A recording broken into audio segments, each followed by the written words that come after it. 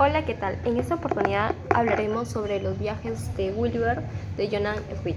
Bueno, en esta oportunidad, como podemos observar, como ya se ha mencionado, nos habla sobre los viajes de Gulliver. En realidad, estos viajes nos van a transportar a diferentes travesías que pasa el personaje principal, en la cual nosotros podemos precisar en cada fragmento, en cada parte de esta obra, porque se divide en dos partes, en las cuales están constituidos por 4 viajes de este médico, Gulliver, en la cual nos va a presentar en el primer viaje de Lilliput, en donde nos muestra prácticamente contextualizando sobre su familia, justamente el interés que le nace a él para, bueno, al momento de estudiar se sabía que era médico, pero también siempre se inclinaba a eso de las navegaciones.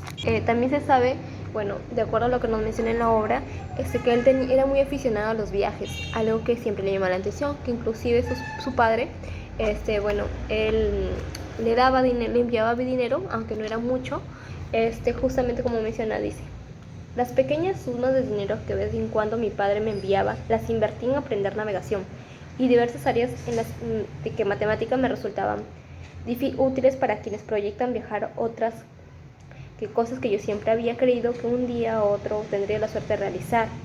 Y justamente también en el que le ayudó fue su tío John y bueno, y otros familiares, ¿no? Para poder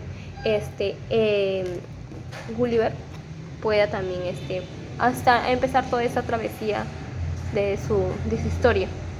También nos menciona que él había reunido 40 libras, en la cual se sabía que, bueno, él siempre desde ya tenía esa afición por los viajes y en la cual también él nos muestra los diferentes viajes que había hecho, primero de Lilliput, que fue el primer viaje, luego nos habla sobre Brondingnac, luego también se va a la puta y también en el país de Hollywood, Howis, algo así, termina, y en la cual en cada lugar que se le presente en cada viaje que él realiza, o sea, que de toda esa travesía que él hace, todos los viajes, es diferente. Por ejemplo, al inicio nos muestra como él era una persona gigante, o sea, inclusive yo me imagino como alguien así enorme, que en la cual a le permitía, o sea, a le permitía como ser semejante o primero observar de manera a los demás diminutos, todos para ellos eran un enano. Luego también se podía pasó de ser gigante a ser un simple enano, por decir así, diminuto, frente a gigantes. Algo que se estaba ya como contradiciendo del inicio, que se presentó así, como empezó a describir en la historia. También nos muestra que después de que él ya había sido gigante, luego primero de gigante, diminuto, luego de diminuto pasó como que a observar a toda la sociedad de manera ya más científica, por decirlo así, y luego finalmente se observa cómo él convive con caballos racionales. Frente a esto se pudo ver cómo los seres humanos viajaban en yajos. Entonces, aquí también, al iniciar en la primera parte, que es el primer viaje de Gulliver, en ese primer viaje todo comienza prácticamente cuando Gulliver estaba en su barco. Bueno, inicia toda esta travesía de sus viajes y sucede una tormenta en la cual va a ocasionar, bueno, una embarcación, y también se puede evidenciar que llega pues a estar en un lugar netamente desconocido, en la cual él no sabía ni siquiera dónde estaba. Bueno, el lugar era totalmente desconocido, por lo cual él estaba estaba en el suelo, atado, entonces no sabía qué pasaba, qué estaba ocurriendo, por lo cual observa que, bueno, él era gigante y todos los que de su alrededor eran unas personas miniaturas, que eran prácticamente medían algo de 15 centímetros. Entonces se queda como: ¿qué pasó? ¿Qué hice, no? O ¿dónde estoy? Entonces esas miniaturas, los liliputienses, las empiezan a atacar con flechas, porque pensaban que les querían hacer daños, pero lo que prácticamente, bueno, lo que ellos pudieron observar. Cuando se dieron cuenta que no tenía ganas, no tenía la intención de hacerles daños, pudieron darse cuenta e interpretarlo como que ya, este no va a hacer nada, es un individuo cualquiera. Entonces esos liliputenses empezaron a alimentarlo a Wilber, y ya bueno, y es donde también le permite a él a transportarse de donde venía, trasladarlo, perdón. Y luego a él le denominan Kisburg Flentry, ya, en la cual significaba hombre de la montaña, porque se preguntarán por qué el hombre de la montaña si no tiene nada que ver, pero la cuestión fue porque porque él es llevado a la capital, pero él no sabía el idioma de los liliputienses, entonces tenían que enseñarle, pero dirán, ¿cómo le enseña? ¿Cómo le enseña? Por eso él estaba como que todo estaba alojado, pero era como parecía que estuviera raptado, pero no estaba raptado. Prácticamente es como si hubiera estado prisionero, esa es la palabra correcta, prisionero, porque a pesar de que él tenía alojamiento, tenía comida, le daban, o sea, tenía todo, pero era un prisionero, porque todavía como que el emperador decía, qué raro que nos hará daño, pero la cuestión fue de que a las finales le enseñaron dicho idioma de ellos, y por eso el emperador lo que decide es que le enseñaran, los sabios le enseñen el idioma de los liliputienses. Justamente también poco a poco, de a poquitos, pues tampoco se lo va a aprender de memoria todo, Gulliver se aprende el idioma, se aprende a comunicarse de acuerdo con la liliputiense, aunque había algunos habitantes que querían hacerle daño, él siempre tenía como el perfil bajo, como que él no iba a atacarlo ni nada de eso, aunque era supuestamente tremendo gigantón, hasta a mí me diera miedo. Pero bueno, eso no fue. Y justamente aquí prácticamente pasa como un héroe, por decirlo así, se convierte en alguien, era muy generoso, entonces era algo que no se le escapaba, pues, porque inclusive esta obra fue considerada como un cuento. Hay varias adaptaciones que se han realizado, que inclusive lo han hecho como una fábula. Han sido también establecidas como con ilustraciones, teniendo en cuenta que esta obra es una obra de verdad muy buena, que al inicio quizás dirás, ay no, es lo mismo de siempre, pero en realidad no, porque nos empieza a contar de una manera muy directa y no tan difícil ni tan compleja de entender.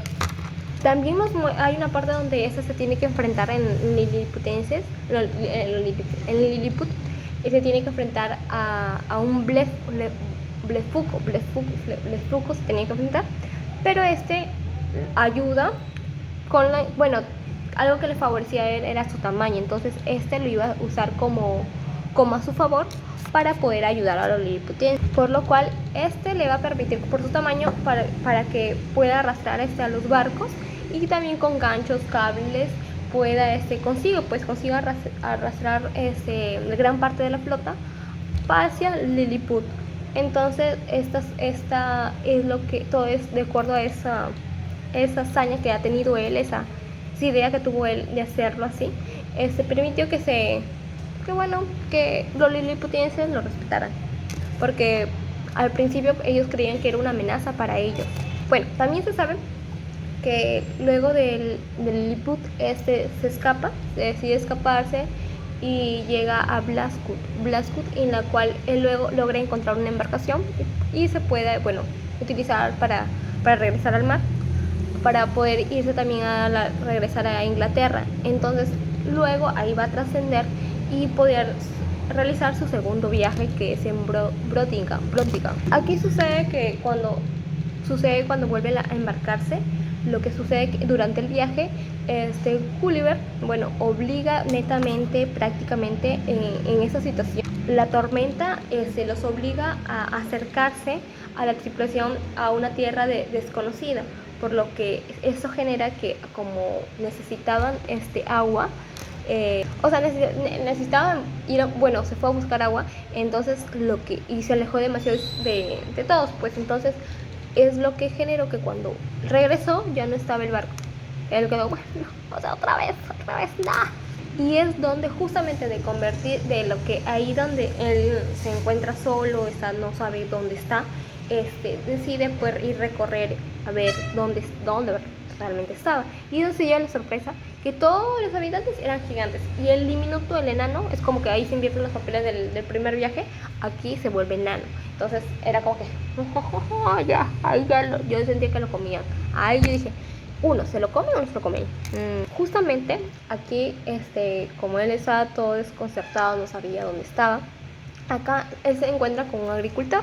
Este agricultor lo lleva a su casa, pero lo lleva con la intención como para una curiosidad, porque era enano, pues era chiquitito. Entonces lo lleva y es como que ahí ve a su hija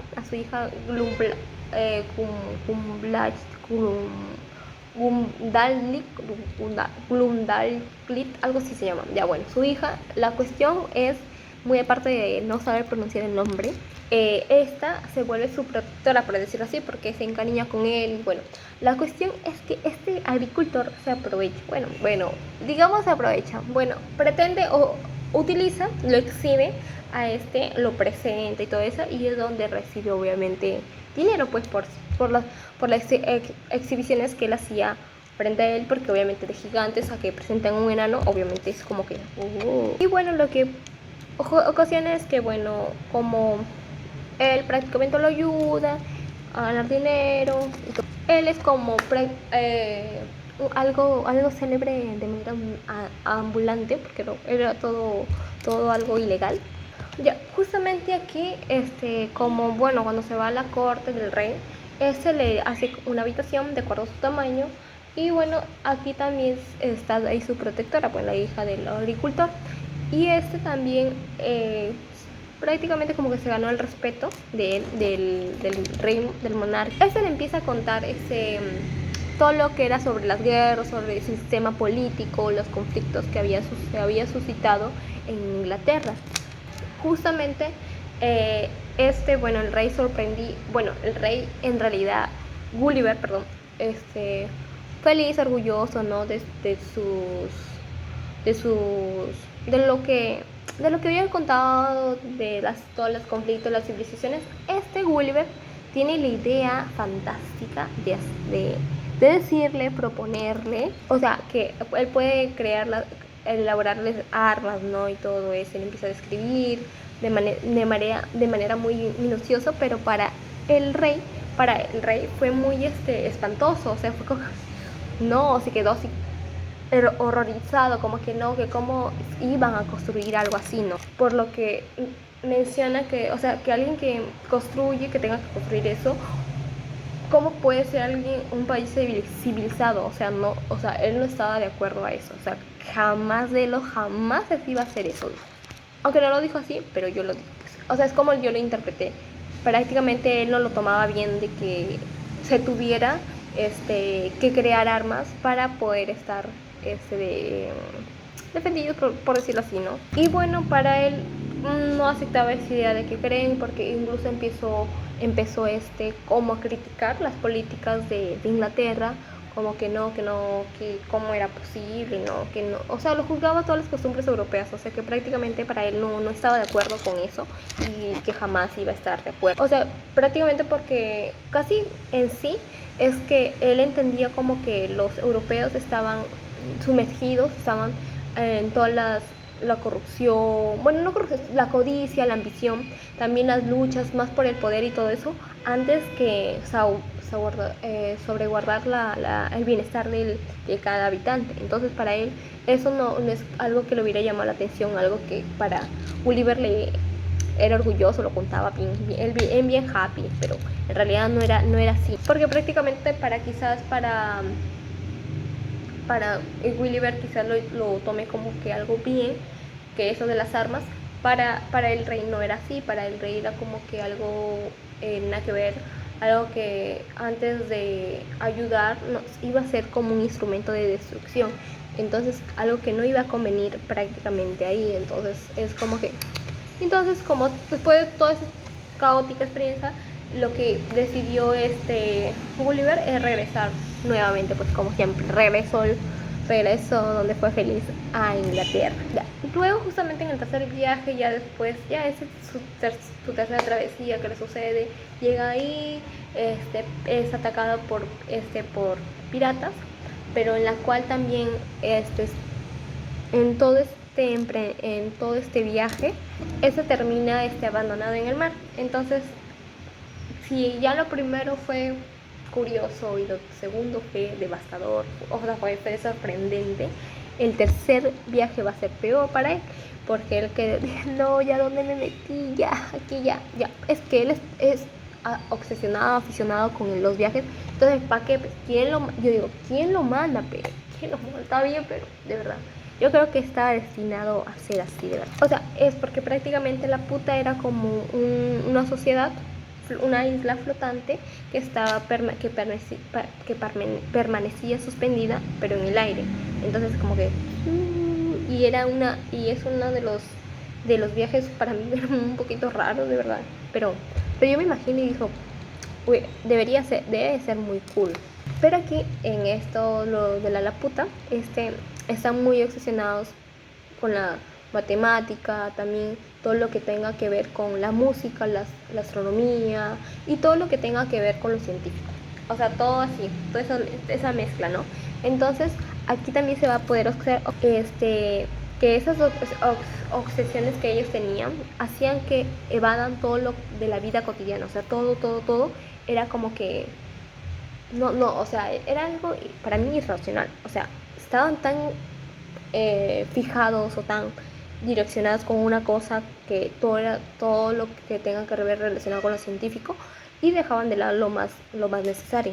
Porque aquí los de la Laputa, o sea, podrían ser muy inteligentes, muy audaces con todo lo que vea a ver de manera científica, pero no lo sabían a aplicar de manera útil. O sea, era como que aquí el escritor Swift lo trata de cuestionar prácticamente todos esos conocimientos extraordinarios que ellos tenían, como una manera incapaz de ellos poder emplearlos aplicarlos de manera útil en su vida cotidiana. Entonces prácticamente justamente aquí se puede observar también a investigadores que logran desarrollar como inventos casi que fracasan, o sea, con resultados imposibles, o sea, que tienen una idea de aplicar teorías, pero sin considerar las consecuencias que puede suceder más adelante, o sea consecuencias prácticas de acuerdo a lo que ellos tienen en mente.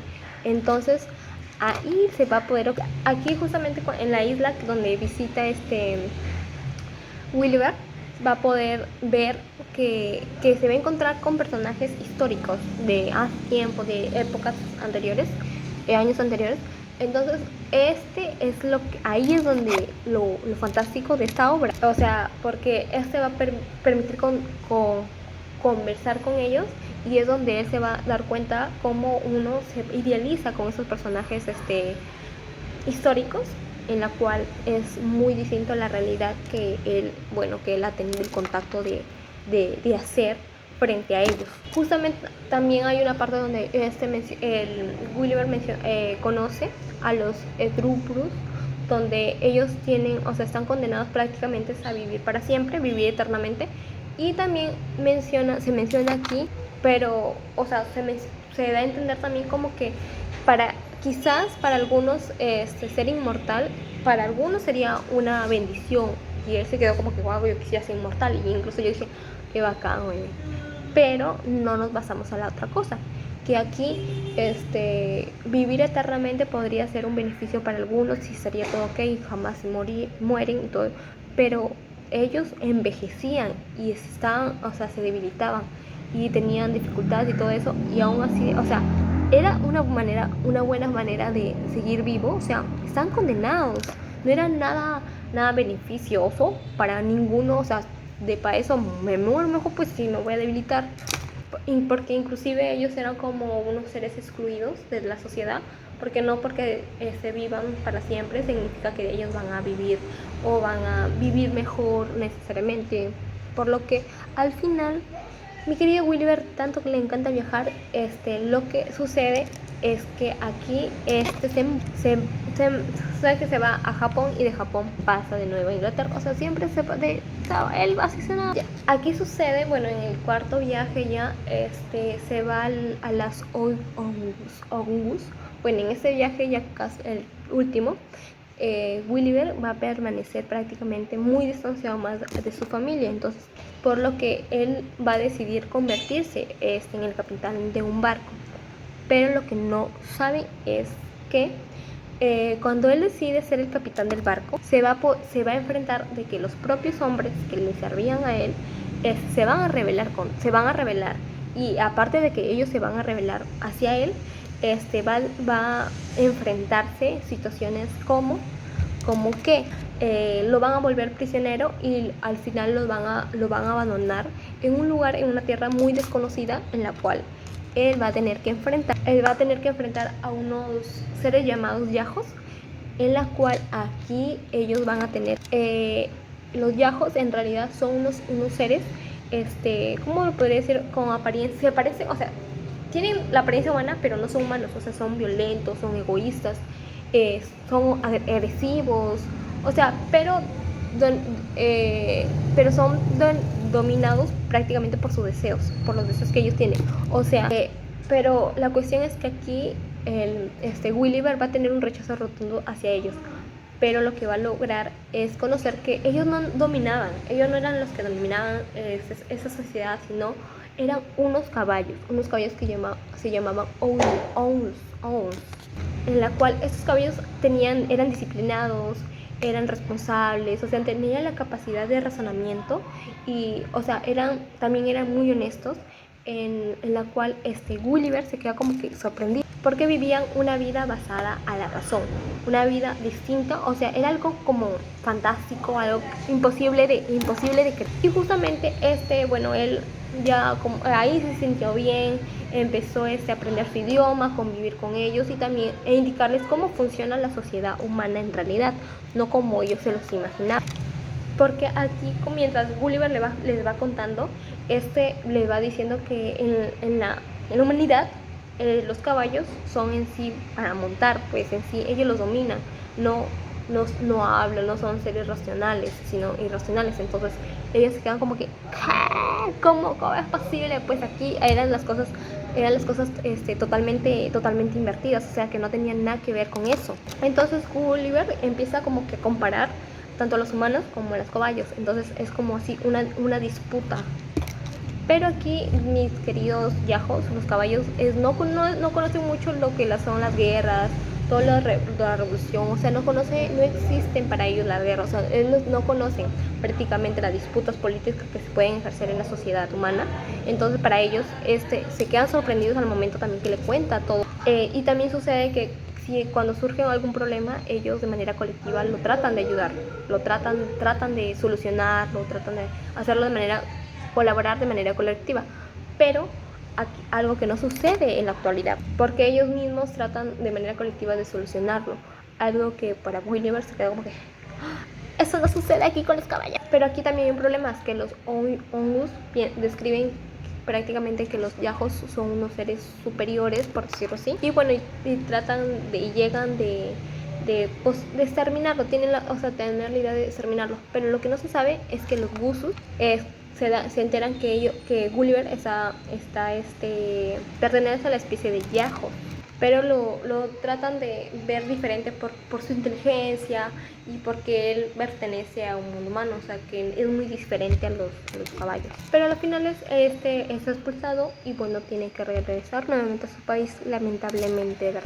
Justamente aquí nos menciona también que en la obra se presenta la sátira política de Swift, pasada a otra más generosidad contra el conjunto de la raza humana, porque la sátira contra el pseudocientísimo de su época se caracteriza en la parte tercera de los viajes. Resulta innecesario recalcar los importantes que los descubrimientos científicos tuvieron para Swift, como para el autor en el siglo XVIII. Las referencias a la gravitación universal, la música de las esferas, los colores, proporciones, etc. son claras y meridianas para Swift. Va más allá de la simple mención de estos temas. Por lo que tanto es lo que se menciona aquí en la obra, todo sobre la ciencia. Aquí también Sui menciona sobre los liliputienses, dice, debo confesar que las numerosas cualidades de estos excelentes cuadrúpedos, contrapuestas a la corrupción humana, abrieron mis ojos y dilataron mi comprensión. En consecuencia, decidí no volver a la civilización, pasará el resto de su vida entre los Bush. Gulliver adoptará el modelo Bush como prototipo de conducta e ideal de vida. En otras palabras, se convertirá en un yo formidable e intentará alcanzar la perfección y el control racional y absoluto de las pasiones y apetitos y el desarrollo de una razón intuitiva, natural y equilibrada y infalible, por lo cual, pero esa felicidad está vedada y debe regresar a la civilización. Bueno, aquí prácticamente esta obra, después de finalizar todos estos viajes, Gulliver se va a dar cuenta la realidad humana, o sea, todo lo que tiene que comprender el ser humano para poder entender un poquito más. Aquí prácticamente también se menciona cómo Gulliver insiste a la necesidad de reflexionar sobre los defectos de la humanidad, pero en realidad porque él tenía la idea de las virtudes de los Hounds, entonces es mismo el razonamiento que tenían ellos. Entonces sostiene también que Europa podría aprender de ellos principalmente, pero lo que no sabe es que es diferente la vida, el estilo que ellos llevaban. Inclusive en cada viaje él iba aprendiendo diferentes, de chiquitos, de grandes, cómo iban descubriéndose, incluso como nos muestra ahí toda la obsesión que se sentían aquí también en el tercer viaje, sobre la ciencia, las matemáticas y todo, era todo obsesión a dicha rama, pero también teniendo en cuenta la historia de aquí. También esta es una historia que nos va a mostrar cómo los Guchus viven bajo el dictamen de la razón. No están muy orgullosos de sus virtudes, de lo que ellos harían por no faltarme un brazo, una pierna, de la que nadie de sus cabales alardaría. Bueno, eso es todo. Así terminamos los viajes de Gulliver y les invito a seguir a mi página de Instagram que dicen Gulliver y sus viajes. Síganos en Instagram y comenta cuál fue el viaje que más te impactó. Gracias.